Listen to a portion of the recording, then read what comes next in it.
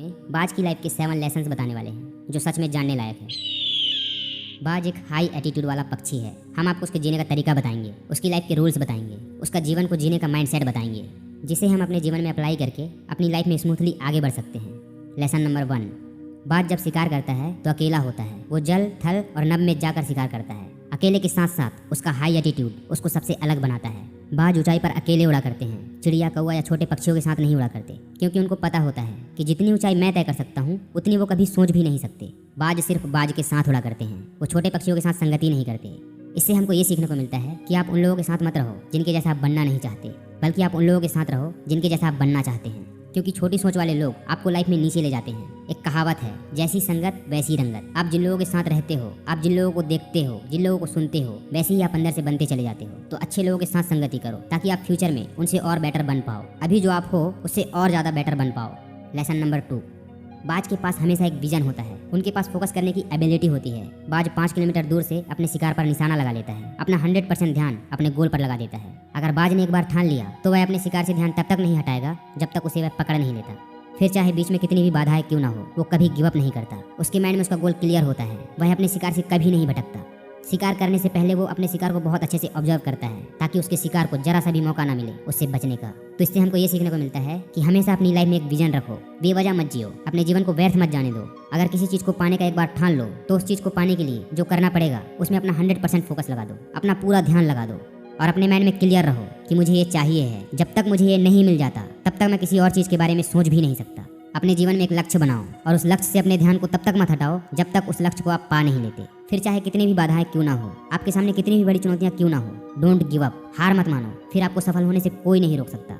Lesson number 3, बाज निडर होते हैं। एक बाज अपने आप को कभी भी सरेंडर नहीं करता। अपने शिकार का साइज और स्ट्रेंथ देख के वो लड़ने के लिए तैयार होता है। वो हमेशा टक्कर देता है अपने शिकार को जीतने के लिए।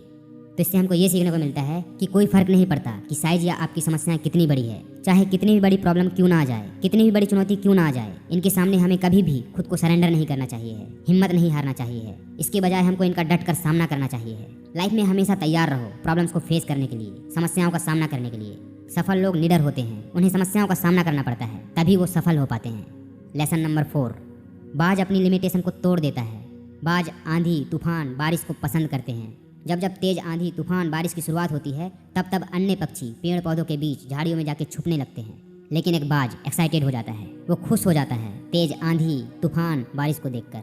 जब बादल उमड़ रहा होता है, तेज तूफान आ रहा होता है, जमकर बारिश हो रही होती है, तब एक बाज आउट ऑफ कंट्रोल सिचुएशन को चैलेंज करता है और वो खुद को जानबूझकर उस सिचुएशन में डालता है। वो इस सिचुएशन को यूज करता है अपने जीवन को आसान बनाने के लिए, अपने आप को और मजबूत बनाने के लिए। बाज इस सिचुएशन को एक अवसर की तरह देखता है, एक मौके की तरह देखता है। इससे एक बाज को मौका मिलता है अपने स्किल्स को और खुद को पूरी तरह से अपग्रेड करने का, अपने आप को और ज़्यादा स्ट्रांग बनाने का, और ज़्यादा बेटर बनाने का। जब वो सिचुएशन में बुरी तरह से घिर जाता है, जब आंधी तूफान उसको थपेड़े मार रहे होते हैं, बारिश उसके पंख को लथपथ करके भारी कर देते हैं, उसकी आंखों के सामने धुंधलापन दिखाई देने लगता है, तब भी वो हार नहीं मानता और फिर वो उड़ान भरता है और आंधी तूफान बारिश को चीरते हुए आगे बढ़ता है और आसमान के परे जाके मंडराता है। तो इससे हमको ये समझ आता है कि उपलब्धि हासिल करने वाले कभी चुनौतियों से नहीं डरते, बल्कि वे उन्हें पसंद करते हैं, एक अवसर की तरह देखते हैं, खुद को चैलेंज करते हैं। वो अपने आप को आउट ऑफ कंट्रोल सिचुएशन में जानबूझकर डालते हैं ताकि जब वो उस सिचुएशन से बाहर निकलें तो पहले से ज़्यादा मजबूत और ज़्यादा स्ट्रांग बन के निकलें। लेसन नंबर 5, बाज मरी हुई चीज़ें कभी नहीं खाता। बाज कभी भी मुर्दा मांस नहीं खाता। बाज अपने भोजन के लिए खुद शिकार करना पसंद करता है। बाज कभी भी अपने पास्ट के सक्सेस के मोहताज नहीं होता। वो हमेशा एक नए शिकार की तलाश करता रहता है। तो इससे हमको ये सीखने को मिलता है कि कभी भी अपने पास्ट के सक्सेस या फेलियर को अपने सर पर नहीं चढ़ाना चाहिए है। नए रास्ते की तलाश करना चाहिए है। अपने अतीत को छोड़ देना चाहिए है। पास्ट मतलब चला गया, मर गया, और जो मर चुका है उसमें अपना प्रेजेंट खराब करना एक बेवकूफ़ी है। इसके बजाय हमें अपना पूरा ध्यान प्रेजेंट के लक्ष्य को जीतने के लिए लगाना चाहिए है। अभी आप क्या पाना चाहते हो उसमें अपना 100% फोकस दो, क्योंकि आप अपने पास्ट को बदल नहीं सकते। आप सिर्फ अपने फ्यूचर के लिए तैयार हो सकते हो। लेसन नंबर 6, बाज को बचपन से ट्रेनिंग मिली होती है कि वो कभी भी अपने कंफर्ट जोन में ना रह पाए। जब भी अपने घोंसले में आके बैठे तो हमेशा अपने घोंसले को छोड़ने के बारे में सोचे, अपने कंफर्ट जोन को छोड़ने के लिए व्याकुल रहे, हर समय उड़ने के लिए तैयार रहे, क्योंकि बाज अपना घोंसला जानबूझकर ही ऐसा बनाता है। वो कभी भी अपने घोंसले को बनाने में सॉफ्ट चीज़ों का इस्तेमाल नहीं करता।